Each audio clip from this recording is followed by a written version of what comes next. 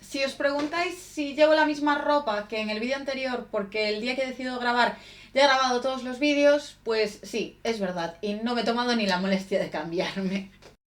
Hola a todos, yo soy Nuria Espasandín y hoy os vengo a contar las vacunas y los visados necesarios, bueno, más bien cómo hay que solicitar el visado para viajar a Tanzania. Conste que toda la información que os voy a dar está basado en la página del Ministerio de Asuntos Exteriores y Cooperación del Gobierno de España, cuyo enlace os dejo abajo, y por favor os pido que cuando vayáis a hacer el viaje os aseguréis de que esta información está actualizada, ¿vale? Que no os llevéis la sorpresa que a mí me pasó cuando viajé a Turquía, que me quedé porque el visado se solicitaba de manera diferente y poco más y no vuelo.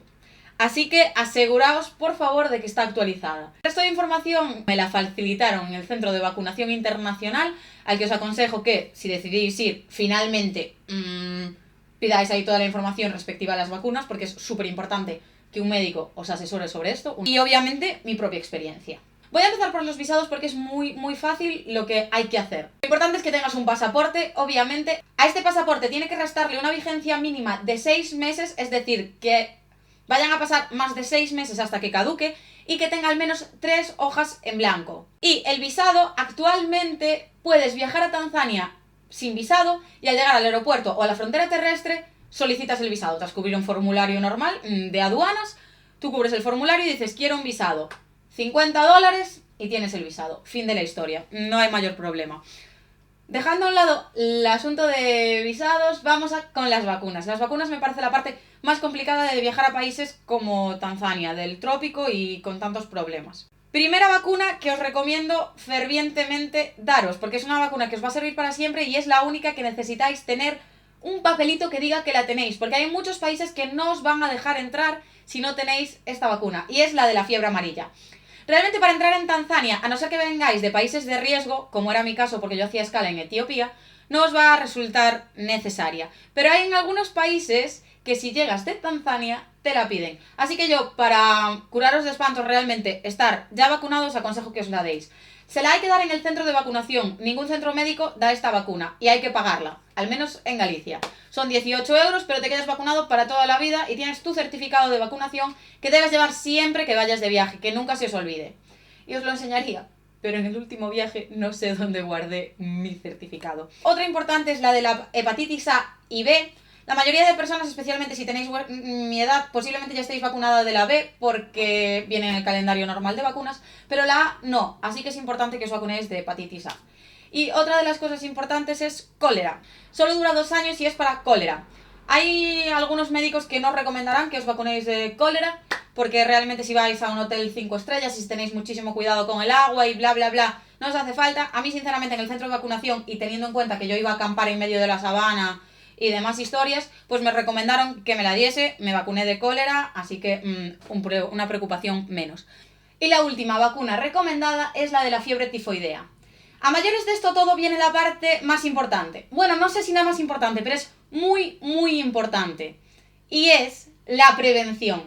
Hay muchas enfermedades que no tienen vacuna, o cuanto menos no está lo suficientemente desarrollada. Por ejemplo, la malaria, el dengue, la fiebre del Valle del Rift. Y para evitar todo esto, lo que se recomienda es que prevengáis las picaduras de mosquito. Protegeros muchísimo de eso. Es cierto que la gente que vivía en Tanzania se reía muchísimo de nosotros por estar continuamente con el Relec poniéndonos repelente, o usar las pulseritas que podéis encontrar en farmacias o incluso en el Mercadona hay pulseritas de repeler insectos, pero realmente os lo aconsejo muchísimo. Es una de las cosas más recomendadas. Si no os pican los bichos, no tendréis la enfermedad que transmiten esos bichos. Así que mejor que tener una vacuna para evitar que eso tenga un efecto sobre vuestro cuerpo, evitad que os toquen. Y una de las cosas muy importantes en este sentido, y está relacionada con el cólera también, además de muchos otros problemas, la hepatitis A y demás, es tener cuidado con el agua. Se recomienda tremendamente que tengáis muchísimo cuidado con el agua. No bebáis agua que no esté embotellada o hervida y filtrada y demás. Sé que es muy complicado y muchas veces es muy tentador y muchos hemos caído en el error de tomarnos un granizado con hielo con agua normal que se acaba derritiendo y acabamos tomando. Tened muchísimo cuidado con esto, porque realmente está ahí el detalle. Muchas veces no hay problema con las cosas si somos lo suficientemente inteligentes como para prevenirlas. Y en relación a la malaria, Os voy a contar que tampoco hay una vacuna específica para la malaria, pero hay una medicación que se llama Malarone que sirve tanto para la prevención como para el posterior tratamiento. Son unas pastillitas que os tenéis que tomar el día anterior y todo el tiempo que estéis en el área de riesgo y una semana después de volver de ese área. Yo no tuve ningún tipo de problema. Sí es cierto que tiene muchísimos efectos secundarios, por eso os digo, fijaos muchísimo en toda la medicación y hablad sobre todo en el centro de vacunación y con vuestro respectivo médico. Y ya está. Yo creo que ahí está el detalle. Esto es más o menos para que sepáis toda la mierda, propiamente hablando, que os tenéis que poner en el cuerpo. Obviamente, la mayoría son optativas. La única obligatoria es la de la fiebre amarilla. El resto podéis decidir vosotros si tomarla o no tomarla. Si no os queréis vacunar de cólera o de hepatitis A, no lo tenéis que hacer. Pero obviamente es algo que se recomienda por vuestra salud. Sinceramente espero que os haya resultado útil este vídeo y muchísimas gracias por escucharme. Aquí os queda un botoncito con mi foto de perfil para que os podáis suscribir a este canal por si os interesa ver más contenido que comparta, y abajo tenéis los enlaces a mis redes sociales, tanto Instagram como Twitter. Os adelanto que me podéis encontrar como Nuria Spasandín en todas partes. Ah, y mis otros dos canales, uno en gallego y otro con mi pareja, Sergio. Sin más, muchísimas gracias por escucharme.